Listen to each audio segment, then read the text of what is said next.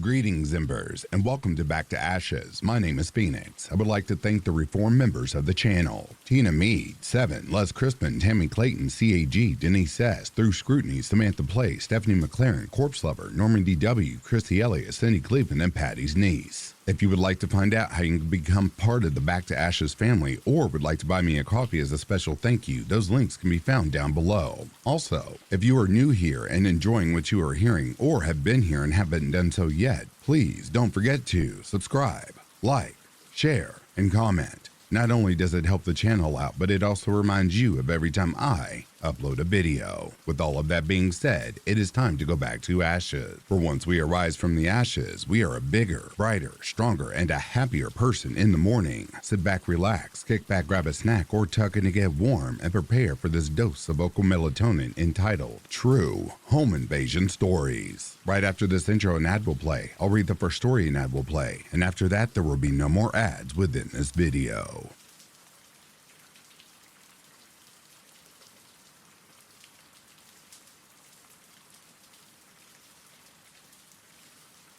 It was a Sunday afternoon, and my boyfriend and I had just got home from a weekend camping trip.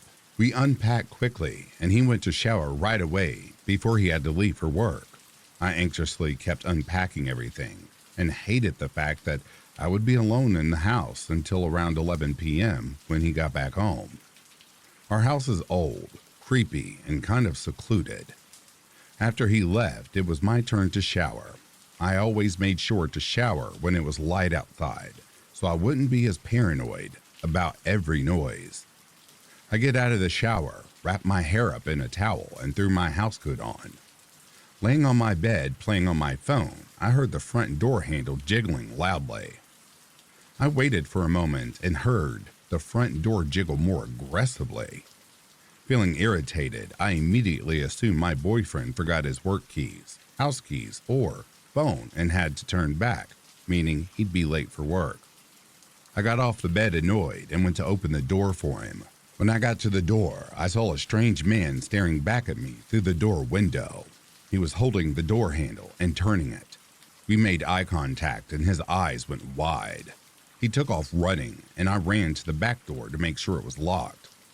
I grabbed my phone and frantically checked out every window to see if the man ran to the backyard.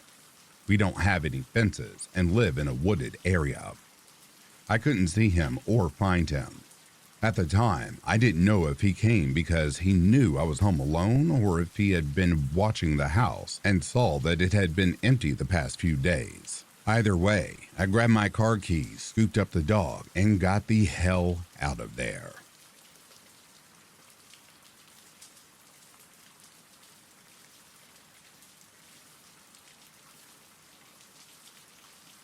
I'll provide a bit of a background for everyone before I get started. I'm currently 29, and this took place when I was 14. I had just started 8th grade. I grew up in southeast Texas, and as I'm sure many of y'all know, fall is still very much a part of hurricane season. It was a Friday night, and it was just me and my mom at home. My dad was out of town for work. I originally had plans to go spend the night at a friend's house, but there was a tropical storm coming, and my mom decided last minute that she would rather have me at the house that night. I was pissed. Tropical storms weren't normally looked at too seriously. I honestly felt like she was overreacting. Of course, this was my I'm 14 and therefore so grown up mentality at work here. My mom did feel bad, so we rented a bunch of movies and ordered a pizza and got a bunch of ice cream for a great night in. My parents' bedroom was on the opposite end of the house from mine. Okay, this is important for later. We lived in a split-level home. The house I grew up in was built in 1950 and was a post-modern style. Think Frank Lloyd Wright. The entire back part of the house was all floor-to-ceiling windows, about 8 to 9 feet tall. Think of just a huge wall of glass. The whole house was an open floor plan, so the kitchen was the first defined room with walls on the first floor, and my bedroom was directly off the kitchen, while my parents' room was at the top of the stairs. I apologize if this is difficult to visualize, This was a modern-style house, and it's difficult to describe. She had gone to bed around 10 p.m., and I went to my room to watch 2 movies that I had rented for just myself. The storm was really starting to kick into high gear. The wind was picking up, and it was raining sideways. I was in the middle of watching The New Guy. Haha, I know. And I still remember looking at my clock and it said 12:53 a.m. I was getting tired and could feel my eyes getting heavy. With the weather so bad, I remember thinking that maybe it wasn't so bad I had to miss the sleepover. I must have dozed off because the next thing I remember is a huge crash. It was one of the big windows in either the dining room or living room. Our neighborhood was in a really wooded area, and I thought that a tree or branch had fallen in the storm and had broken the window. I left my room and went out through the kitchen. Right as I was approaching the doorway from the kitchen to the dining room, I could see my mom coming down the stairs. I saw a man standing in our dining room covered in broken glass and blood. Due to where he was standing, I couldn't get to my mom. He was young, early 20s, and was soaking wet and had no shoes on. He had literally run through our window. He was bleeding all over, had glass sticking out of him, and was standing barefoot in a bunch of broken glass. It took him a second to register both me and my mom, but when he did, he immediately launched into an explanation of how he was being chased by someone who wanted to kill him, and we needed to call the cops. My still fairly innocent 14-year-old brain didn't doubt this at all, but my mom was eyeing him suspiciously. We move into the kitchen and my mom grabs her purse and my arm to keep me close. I had grabbed a kitchen towel to try and help his bleeding.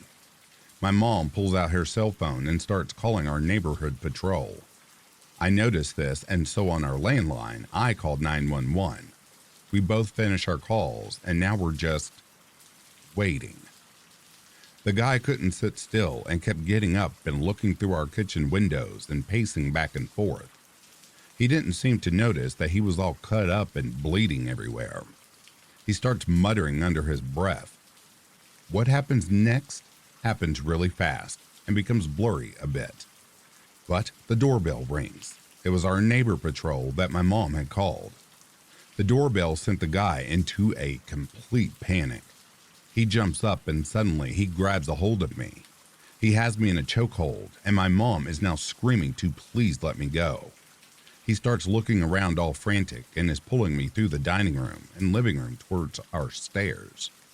At some point, the bell rings again. My mom is following, still begging to let me go. He has me at the stairs, and my mom has the choice now to go to the front door to open it or follow him up the stairs. She runs for the door just as he pulls me up the last of the stairs. I hear our alarm start blaring. Normally, we arm it at night, so you would need to type in the code before opening a door. He pulls me into my parents' room, but as soon as we got into the room, he drops me and starts to freak out. It was apparently all the lights. He starts smashing lamps, trying to get all the lights off, screaming that they were burning him. There's a small garden off my parents' bedroom, and they have garden lights that turn on at night. He takes a chair and throws it at the glass door, trying to smash it so he can get to those lights. At least that's what it looks like. I had crawled to a corner to get away from him at this point. When he completely turns away from me to grab another chair, I make my run for it. I run down the stairs. The cops had made it into the house at this point and were at the bottom of the stairs with their guns drawn. One of them grabs my arm and pulls me out of the way once I reach the bottom and takes me outside to an ambulance and my mom. The adrenaline is coming down and it hits me what has happened, and I start shaking and can suddenly feel pain around my throat from where he had been holding me in a chokehold. There's a lot of yelling and screaming from inside, and then maybe 10 minutes later, the cops come out with the guy in handcuffs. He sees me and tries to lunge at me, which was terrifying. I had a bruised windpipe, but was otherwise okay. I learned later that the guy was 20 years old and a chemistry major at one of the universities in town. Together with some friends, also chem students, they had made their own PCP. He had never tried PCP before and had a bad reaction. They had been driving to get some food when he first started acting paranoid and upset, and then at the drive-thru insisted they let him out and took off. Thinking you're being chased is a common hallucination to have when you start having a bad trip on PCP. Light sensitivity is also a common side effect in general for being high on PCP. But he wasn't a bad kid. He'd never been in trouble before, was a good student, and pretty much the last person you'd think of that would do something like this. Our house was the only house on our street that wasn't completely fenced off, and that's how he was able to reach the back and those windows. When I got older, it really hit me just how easy it is to become that kid. I had friends who wound up being chemistry majors and also DIY'd some of their own drugs. Thankfully, the night didn't end up worse because it definitely could have gone in an entirely different direction.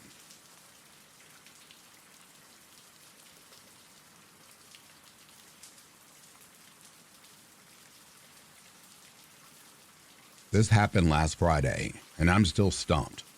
For reference, I'm a male in my late 20s and live with my girlfriend who is currently away on business. I work for a large financial institution in the UK and often work till very late, as I hate bringing work home. For some background information, we bought our current house a few weeks ago, and during the move-in process, I was away with work, leaving it down to my partner and a few friends. My car has also recently had a complete electronics failure, so we were down to using just her car. The house itself is located in a small gated community off of a country road on the outskirts of an upmarket town in the UK. It's surrounded by woodlands, and if you didn't live here or know someone else who did, chances are you wouldn't have heard of it or even know of its existence.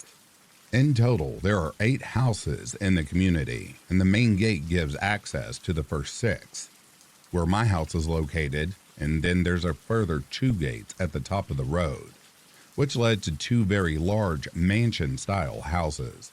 The houses, which haven't got individual gates, are all about 100 feet away from each other and have enclosed rear gardens, and the neighbors are all business types, who are very often in work and keep themselves to themselves. Anyway, about 2 days after leaving for my business trip, I get a call from my girlfriend who seems shaken and tells me that there is a man standing in the garden and that she can't see his face, but he's walking around and crouching in the tree line. So, concerned but not 100% convinced that she does have a vivid imagination, and it's the first time she's been home alone in our new house, I tell her to lock the doors, go to bed, and call the police if she sees him again. I return to our city's train station on Tuesday and agree with my girlfriend that she'll pick me up in her car. Then I'll take it home, as she's scheduled to go to Manchester for a conference.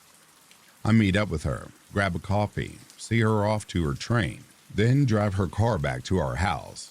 The time is roughly 9 p.m. I park the car on the driveway, head inside, shower, watch some reruns of King of the Hill, then head to bed. Then get woken up by a light being shown into the bedroom window from downstairs.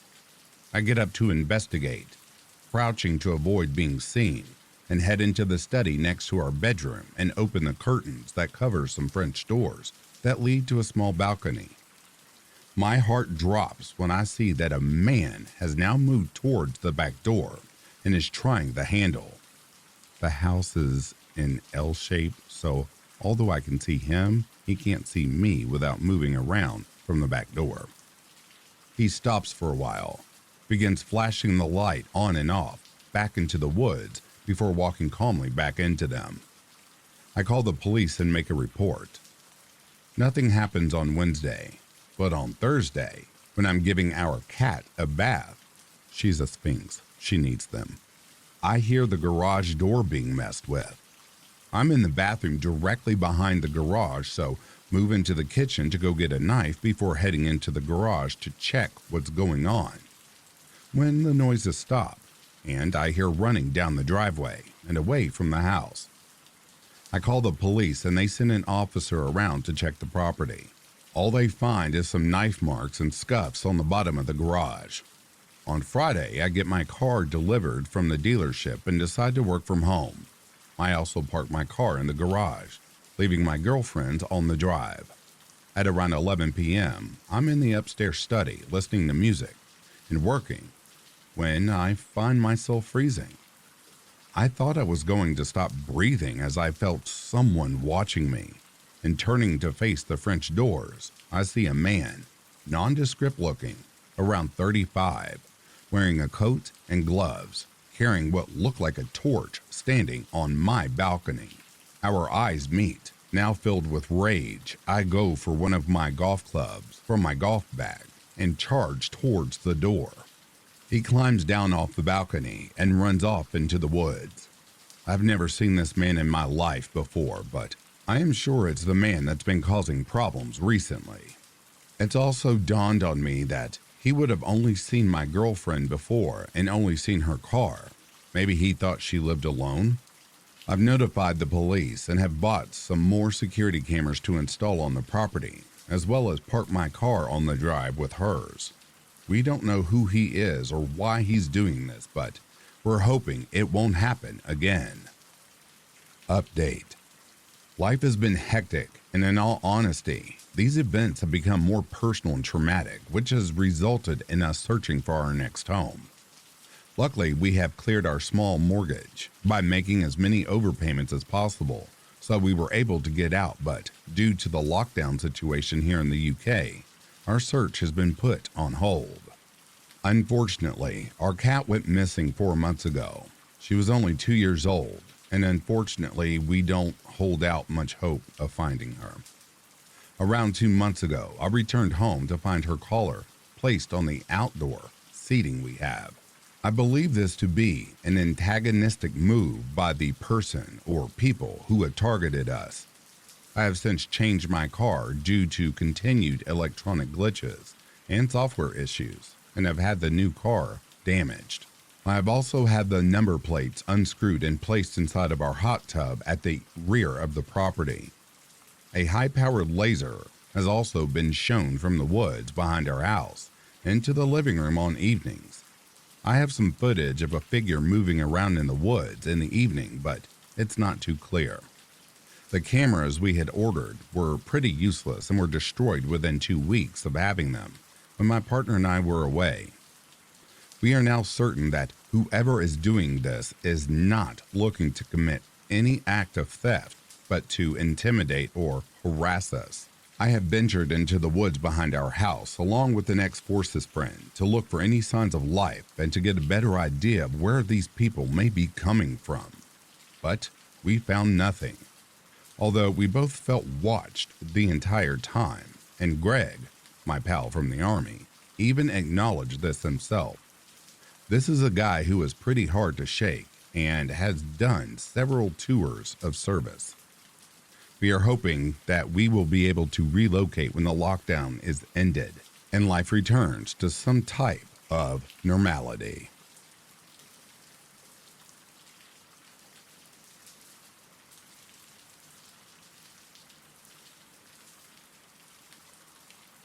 For reference, I'm from Australia, female, and at the time, I was about 15 or so. The story starts with me as a teenager, living at home with my mom, stepdad, whose name is Richard, and 4 siblings. Back in those days and having 3 brothers, I was a pretty hardcore gamer. My mom was a pretty heavy sleeper since she was working full-time and caring for my stepdad, who had stage 4 testicular cancer. So I'd spend most of my nights staying up late gaming.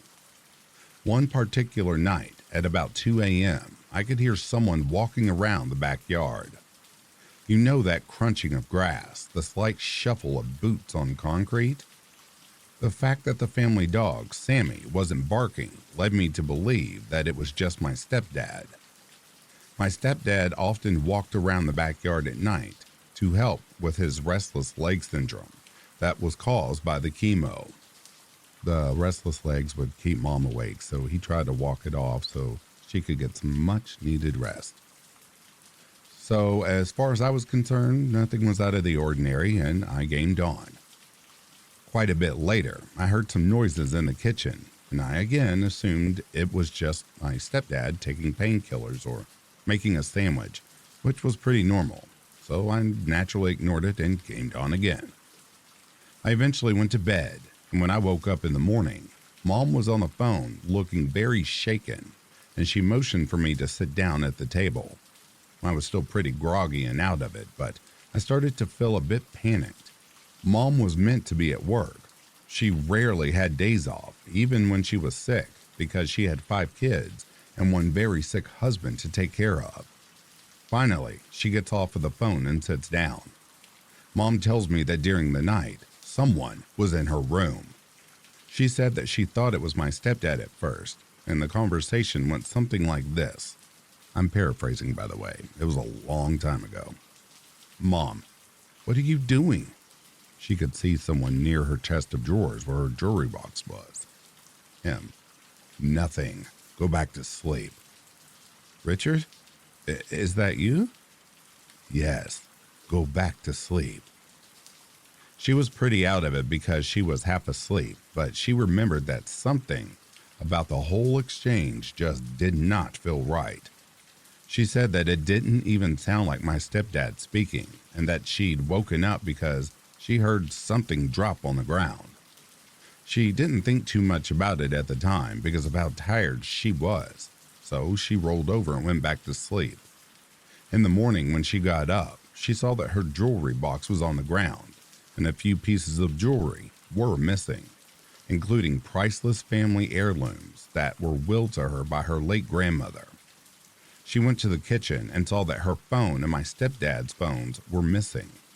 So, using the landline, back when people still had those, she calls the police, and we later on learned the rest of the story. Our backyard faces a communal nature walkthrough type of thing. A man climbed over our fence.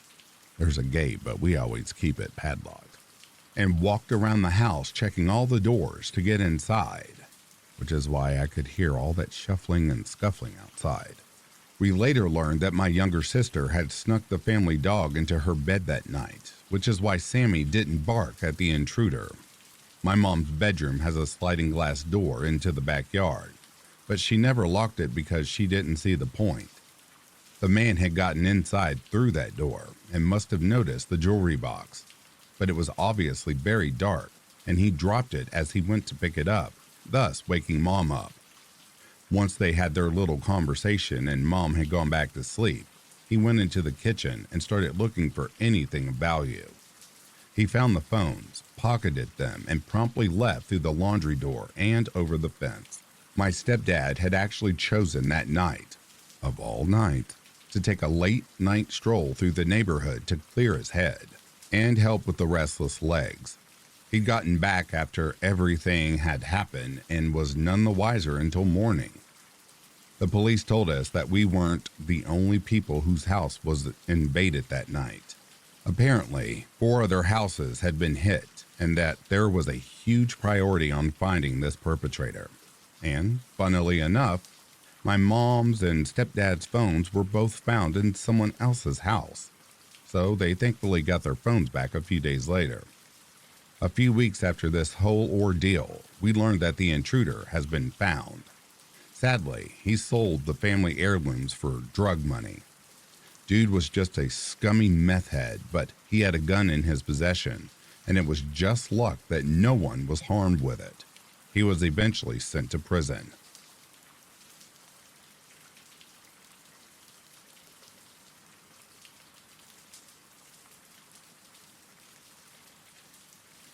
This happened 4 years ago at my then-girlfriend's house.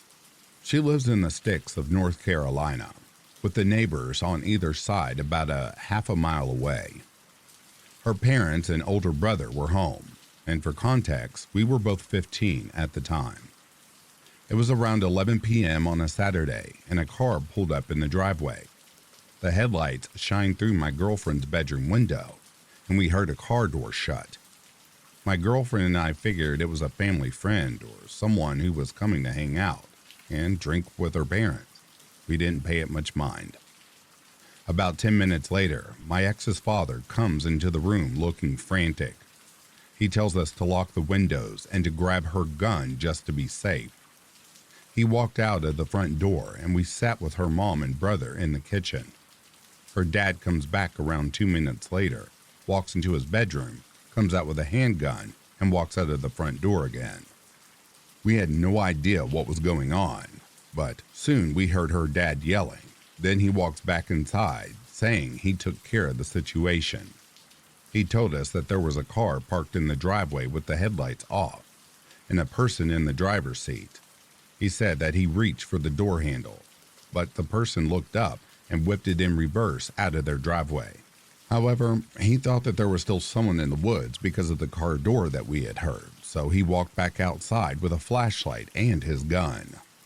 When he came back in, he told us to lock everything and for all of us to stay in one room.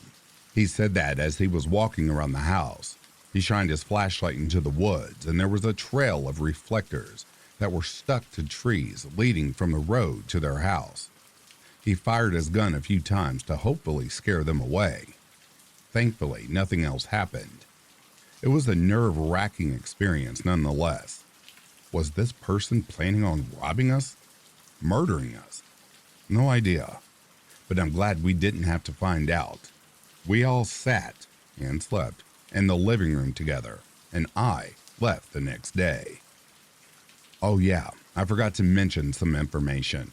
The reflector things were screwed into the trees, so this was definitely premeditated. Her father left them up for the night, but took them down the next morning.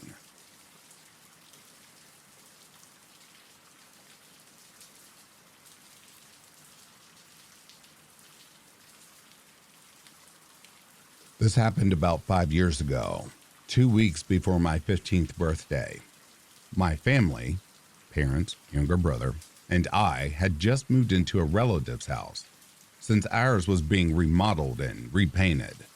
It was just a matter of 1 month, but my brother and I were still pretty excited to be moving into a new house. The day we moved, our parents had to go to a friend's birthday party, but since it was a school night, my brother and I stayed home and had pizza for dinner. When the clock hit our bedtime, we went to bed almost immediately. Our parents are pretty strict about curfews. I should mention that in our new house, we were sharing this room that had a single bed in the corner and a mattress that we had got from our old place on the floor, parallel to the door. I got the bed and my brother slept on the floor. We switched off all the lights, saved the nightlight, and went to bed, but instead of sleeping, just started chatting. We hadn't shared a room in forever. While we talked, I felt like I heard something downstairs a couple of times, but I wasn't sure. I was certain that it wasn't my parents, though. My mom had a habit of coming into our rooms to ensure that we were asleep every night. My parents came back home from an outing at night. So I asked my brother if he heard anything, and naturally he told me I was a moron and flipped me off. I didn't hear anything anymore, so I went to sleep. Right when I was about to drift off, I felt something crawl into the bed with me, something that was shaking like a leaf in a tornado. I almost screamed, but soon realized it was my brother. He wasn't shaking, he was crying. He told me that there was someone outside our door. I didn't even think he was joking. He was too shaken up to do that, and I could see tears on his cheeks thanks to the nightlight. I almost immediately realized that he must have seen someone through the gap between the door and the floor. His bed was placed such that if he lay on his side, he was facing the door. I stood abso-fucking-lutely still for 10 seconds, whispered to my brother to hide under the bed, moved very slowly toward the door without making any noise, and deadbolted it. Despite my best efforts, it did make a loud cluck noise. Not a second later, and I swear on this, I saw the knob turn, and with great force, too. The person tried the knob a few more times, then started banging on the door, not saying a single word.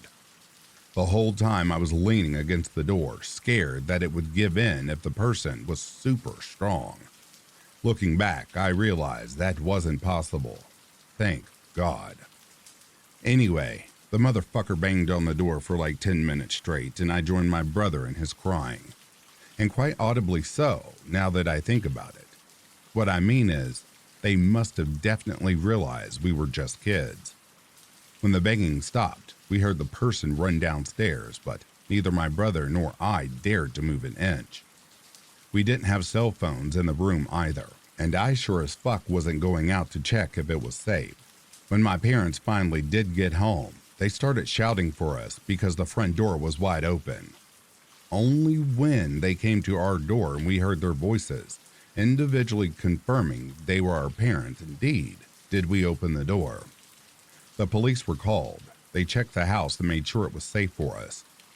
What was weird was that nothing valuable was missing. Everything from my dad's work laptop to our PlayStation was untouched. I don't think they ever did catch the person because we never got a call from the police. Whoever the psycho was, I hope we don't have to deal with him anymore.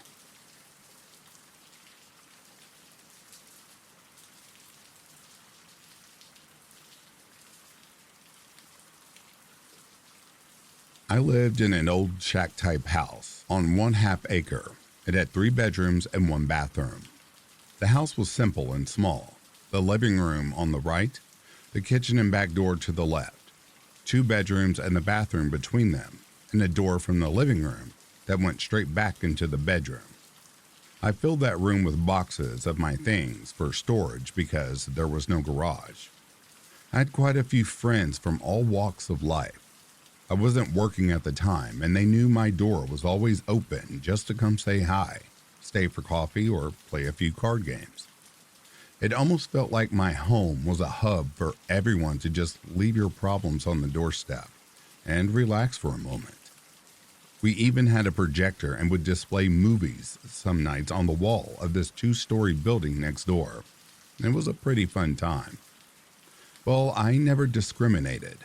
If you were hungry or tired or needed a shower, my home welcomed you. Be kind to me, and I will be kind to you, sort of thing. We even got raided a few times, thinking we were selling drugs because of all the activity going on, but they were sadly mistaken. One day, a friend showed up accompanied by this guy with very kind eyes, but he seemed very sad inside. He was hungry, so I made him lunch. He was a good conversationalist, and we all laughed for hours. My friend said that he didn't know the guy that well, but he seemed nice enough. He kept complimenting me, which of course made me uncomfortable, so I asked him to stop. He came back a few more times with his friend and once by himself. I didn't mind. I was never really alone with him. Well, time went on and he just stopped coming over altogether. I didn't think anything of this. People move on. After a while of living there, things started to feel strange in my home. Even when I was alone, it didn't feel like I truly was alone. Things started to feel off. Things were being moved. A few dishes were not where they were supposed to be in the cabinet. My bathroom mat was wet when I haven't even showered. I made sure every time I left, I locked things up, and I had the only key. My friends definitely thought I was losing it. It was close to Christmas, so we put up a tree and everyone had a chance to put something on it when they came over. It was delightful, but soon after the feelings of concern all flooded back when the candy cane started to disappear and the ornaments were rearranged every other day. What the hell was going on?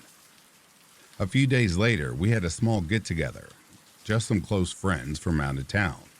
We all got a little tipsy, so I told them they could sleep over. My friend Tom and his girlfriend in the other bedrooms and his sister on the couch in the living room. The next morning, I was up first. I went to make coffee and asked my Tom's sister if she slept well. No, not at all, that jerk. I laughed because I thought she was joking. She was alone in the room, Who could she be mad at? She said her brother Tom was snoring all night. Just then, Tom's girlfriend came out of the room saying, "What are you talking about? He doesn't snore." But I heard that too. I put my hands up and said my door was shut, that I didn't hear anything. Later, we were all eating breakfast, and Tom's sister asked him how he could eat so much with everything he ate while everyone else was sleeping. We all looked at each other like she was crazy. "Sis, I didn't get out of bed last night." She argued that somebody, a man, went to the kitchen and got food, then went back out, came back in and stood in front of the couch, sucking on a candy cane before going back to bed. He and his girlfriend insisted that it was not him. Okay, it didn't feel haunted, but maybe it was. Well, Tom shared his concerns with me being there alone, and to be honest, I was pretty freaked out at that point myself. Well, word got out that Tom was in town, so it wasn't long before some friends came over to visit. They were only there for about 30 minutes when Tom asked us all to go outside and check out something in his car. I was in the middle of something, but he put my arm in his hand, looked me straight in the eyes and said, "You have to see too," while leading me out the door. Once we all got outside, Tom turned to all of us and told us not to go inside, and two of his friends grabbed sticks and went back into my home with him. I heard yelling and a crash. I ran to my door, but Tom's girlfriend stopped me. Soon after, they came out, dragging a strange man with them. It was that guy with kind eyes. I didn't understand what was happening. Tom said he put two and two together with all the things I told him was going on. When he was standing by the bedroom door near the living room, he smelled urine, so he went around back and looked through the slats in the bedroom window and saw that man under my boxes hiding.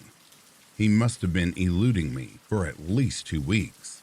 The sheriffs were called, and they told Tom that they were looking for that guy for other crimes.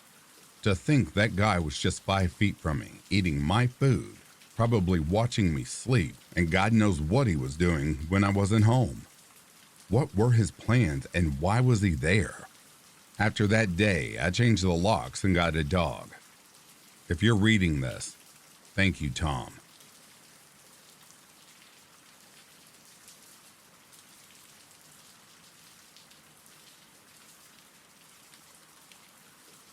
This happened in 2007 when I was 19. I was attending college in what I thought was a very safe southern town with a population of about 30,000. I was lucky enough to have a modest place to myself because my family owned property in a suburban area that they no longer used.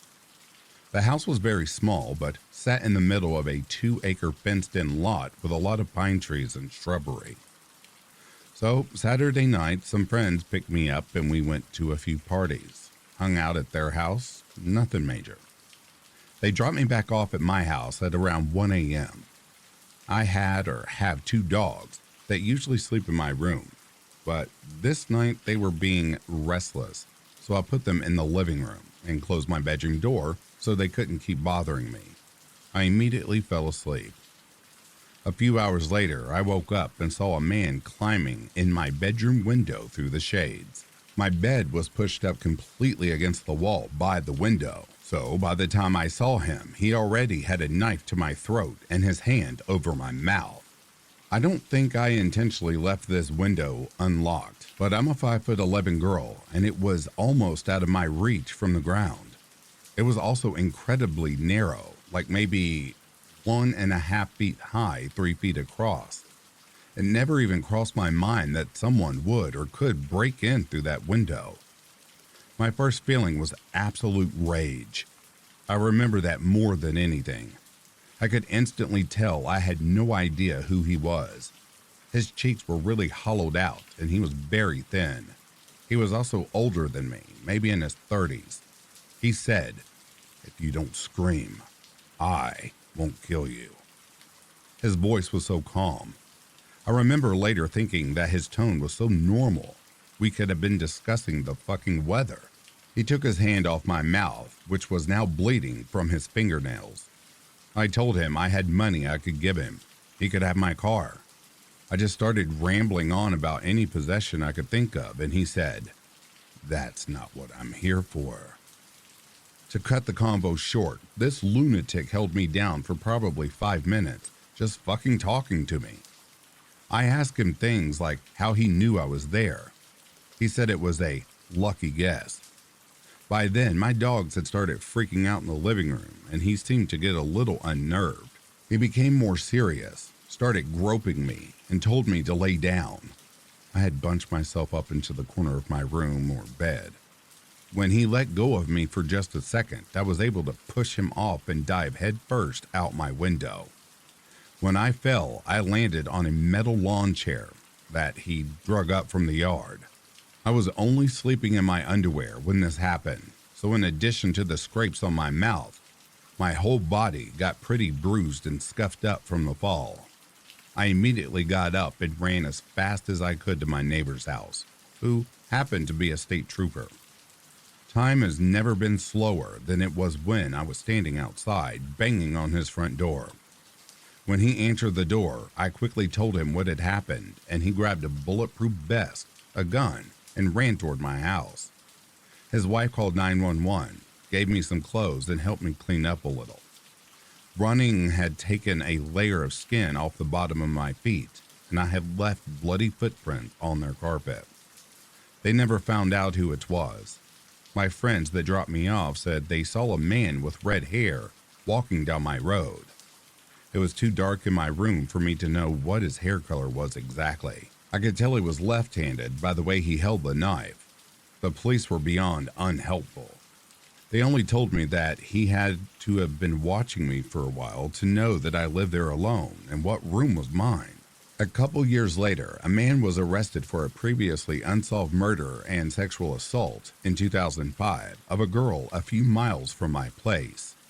He was never charged with anything relating to the murder in 2005, but his semen was found at the crime scene, and he lived in her building. The cops fucked up that case pretty good. He had red hair and was left-handed.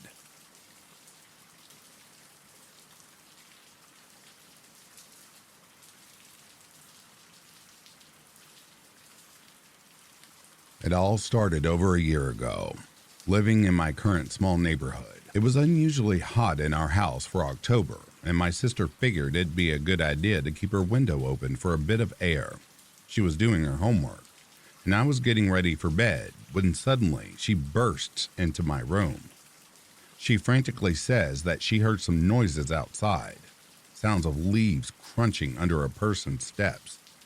I believe it to be an animal, so I walk into her room and stay there for not more than 5 minutes until I hear leaves crunching. We quickly glanced out the window only to hear the sound of something running away into the woods. But that wouldn't be the end of this story. During the winter, I enjoy exploring the woods towards the back of the house, climbing trees and traveling further back to the fields. I remember the events very clearly. It had just snowed that night, first snowfall of winter, and I was more than excited to head out there. I did so and climbed up my usual tree to look out. I gave a cursory glance around me and at the ground when I noticed something strange. Footsteps leading away from my house. This wouldn't be weird as long as front of the footsteps didn't end pointing straight at my house, and the origin of them came from a seemingly long-off start. I tracked them down to a point where there was a rusty wire fence covered in snow where they disappeared. October 2017, it started up again. I was laying in my bed, pitch dark, not a light shining through my room, when I heard it. My doorknob turning and my door creaking open. My heart stopped. Every single possibility of what it was rushing through my mind. Keep in mind, my door's always shut when I go to sleep. Since I was covered by my blanket, I quickly shot my sister a text. "Did you just come in my room?" She replied with a sharp, No, I'm all the way in Hilliard." My heart began pumping fast. I slowly snuck my hand under my pillow and grabbed my baton, sent a text to my dad, and waited. My dad came in mere minutes later with a knife, shut on the lights, and I jumped out of my bed. Searched the entire house with nothing. The alarm was set and all doors locked. Impossible. There's no way that happened otherwise. My dad and mom were asleep, and a cat would have opened it much faster if it jumped at the doorknob. You best believe I didn't sleep a second that night. Fast forward to December. My relatives in town staying for a week in the basement. We turn on the alarm and all head to sleep. I stayed up gaming. In the morning, at around 2:30, maybe 3-ish, estimated since I wasn't aware what had transpired, my uncle slowly opened his eyes with a feeling of being watched. His eyes adjusted a bit to the dark, and before he saw it, a guy, average height, scrawny, hair flowing in the wind, and shivering, looking inside their room through the window. My uncle screamed, and they grabbed the baby before taking off upstairs. That morning, I was informed what happened. I looked for footprints and saw only the smallest sign of a footprint, a front toe print made by what I could only assume was a sneaker. My uncle gave me more details without me telling him I looked for footprints, and he said the guy was leaning to the left, looking in. The footprint matched his story. The left had a thin line of dirt. Anyone could have shimmied across. Now, that leads to tonight, the night I could swear he, or whatever it was, had been in our house. I couldn't sleep. Life has been stressful lately, and I was up pretty much all night until I tried getting rest. Every night I've had string Christmas lights dimly lit the room until tonight. I figured the lights must have been interfering with my sleep, so I unplugged them and headed off to sleep. Pillow over my head, I started to drift off, until it happened. A quick strum of my guitar and the sound of something falling over, with a desperate attempt to stop it from hitting the ground, filled the room. This sound ignited my heart rate, saliva developing at an extreme speed, made it hard to not swallow. I could feel the presence of someone in my room. Realizing I left my baton on my desk, I did the next logical thing, pretend I was asleep. I tried and laid there for what felt like hours, when in reality it was only a few minutes, until I heard a whimper come from my sister's room. Imagining this may be the day everyone in my family was silently murdered but me, I gathered all the courage I had. I grabbed my phone and turned on the flashlight and grabbed my baton. I busted into my sister's room and screamed, "Hey!" only to see they were unharmed. My sister asked what in the hell I was doing, and I just stood there, looked into the pitch black of my room, and cried. I have never in my life felt the overwhelming emotion of believing my family was going to be taken from me until today. I sit here in my chair writing this in hopes to document my experiences and try to come up to some logical conclusion. All I can come up with is that there is some guy stalking my family and perhaps sneaking into our rooms at night. If anything else happens, I'll make sure to keep everyone updated.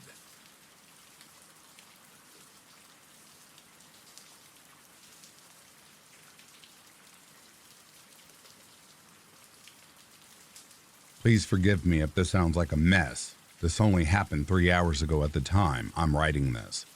I'm a little shaken, but luckily I wasn't seriously hurt and nothing else of value was taken. For a little background info, I live in Australia. My house is on a hill, has an upstairs and downstairs, in which I have the downstairs, which has a large kitchen and fridge, dining room table, etc., and a bedroom with a TV, lounge, and bed. One important fact is that I have a side yard above my sloped backyard, which can be accessed through the garage into the downstairs through a storage hallway. Sorry if that seems confusing, as this house is very old. So, it all starts around about yesterday. As I was trying to get to sleep, I swear I could have heard footsteps pacing about the side yard. I brushed it off as I own 2 dogs and it was probably just them. I woke up, however, to find one shoe in the yard. It was an old Nike runner shoe, covered in dirt. Once again, I have 2 dogs, so I put 2 and 2 together and thought that they found a shoe in the backyard and dropped it in the side yard. Nothing too out of the ordinary. Fast forward to tonight. It's about 12 a.m.-ish, and I was watching some YouTube. I decided to call it a night, but I was hungry. So I got up to go raid my fridge as usual. But as I opened the door of my room to my kitchen, there was an absolutely horrifyingly skinny, wrinkly, bearded man staring at me in the middle of the room. He looked like a crackhead that ran out of ice. We have a crystal meth epidemic over here. And he was wearing a 4X beer singlet with short blue pants. I promptly shit myself hard. I yelled out and tripped backwards onto my ass, and as soon as I laid eyes on him, he ran off through the storage hallway and disappeared into the night. At first, I honestly didn't know what just happened. I thought it was some kind of ghost. So I get up, shut the door behind me, and run upstairs to my parents. They go down and say that the place was trashed and the door to the side yard was wide open, even though I had locked it. That's when it hit me that I stumbled across an intruder. But when I left downstairs, nothing other than a chair he knocked over was moved. But when I came back, a lot of the stuff on the counter was moved or thrown off, as well as chairs and a vacuum cleaner, meaning that he came back into the house and trashed the place in a span of 1.5 minutes. Nothing of value in my bedroom was taken, luckily, as I had a laptop and phone in there. The door was still closed, but from my kitchen drawer, one of the large kitchen knives were missing. We of course called the police and they went looking for him. They say his description matches up with someone on the run for burglary in the area. I think that since I closed the door behind me when I ran upstairs, he thought I was still in the room and therefore didn't go in it. That's just my theory. But it's almost surreal knowing how close I was to potentially being murdered with my own kitchen knife in my own house.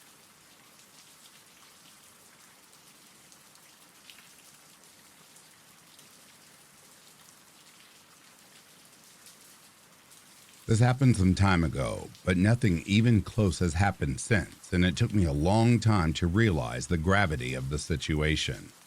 I lived in a share house with 3 other guys at the time. However, they were all at their various jobs, and I worked night shifts at a nearby gas station. I was in bed after a shift, fast asleep, and I started to wake up, not really knowing why. There was a period of about 15 to 20 seconds after I began to wake up of silence, followed by a knock at the door. At this point, having just woken up, I was still trying to get my bearings. However, I realized that I must have woken up from someone knocking at the door. Another 15 to 20 seconds passed in silence, and I start to think maybe it was just a door-to-door salesperson or charity collections or whatever, and figured they must have left. So I start to relax a little at this point. Then the entire front of the house starts to shake, and I can hear what sounds like someone hitting the front wall with a sledgehammer. At this point, I can't really process what the hell is going on. My first thoughts are, since we lived across from a train station, this must be because of the activity at the station, like maybe a freight train grumbling past. I don't know why I thought that, but in my mind it was the most logical thing. All of a sudden, the banging stops momentarily. It resumes after 5 seconds. By this time, less than 2 minutes had passed since I woke up. However, it felt like my brain had only just started working. I realized now that at the very least, something was happening to the front of the house that I didn't like. The bangs were very loud, and the house was pretty old and warped, almost entirely made of wood. At this point, I started to panic because I could feel the shaking frame starting to give under the blows. So I did the only thing which I could think of and started yelling and screaming unsteadily at the front of my house. From memory, I think I frantically yelled something like, "What the fuck are you doing?" It was a flight or fight response. I didn't even have time to think to formulate a plan or go out the back door or even call the police. Almost as suddenly as it started, the banging stopped, and I heard some footsteps outside running away. For some reason, this gave me confidence, and I looked around for a weapon to grab before I went outside to confront whoever this was. Really fucking stupid, I know. I remember thinking the handle felt a little weird when I opened the door. However, by the time I got outside, they were gone, nowhere to be seen, almost as if they had never been there at all. I should mention at this point, I was getting about 2 hours of sleep a day before my graveyard shifts, so I was a little sleep deprived, and I knew I wasn't really thinking clearly. So I started to question whether anything had happened at all. When I went outside, I looked for any signs of damage to verify for sure whether this had really happened or not. Then I saw the front door and realized why the handle had felt odd. The flimsy wooden door had been struck next to the handle repeatedly and started to splinter. If they had kicked the center of the door, I'm sure their foot would have gone right through it. But they were kicking next to the handle, closer to the frame where it was slightly stronger. 1 or 2 more kicks and they would have been inside. The police came later and I filed a report. However, nothing was stolen, and there was nothing stolen from the unlocked garage beneath the bedrooms. They were either too stupid to check the downstairs first, or they weren't looking to steal anything.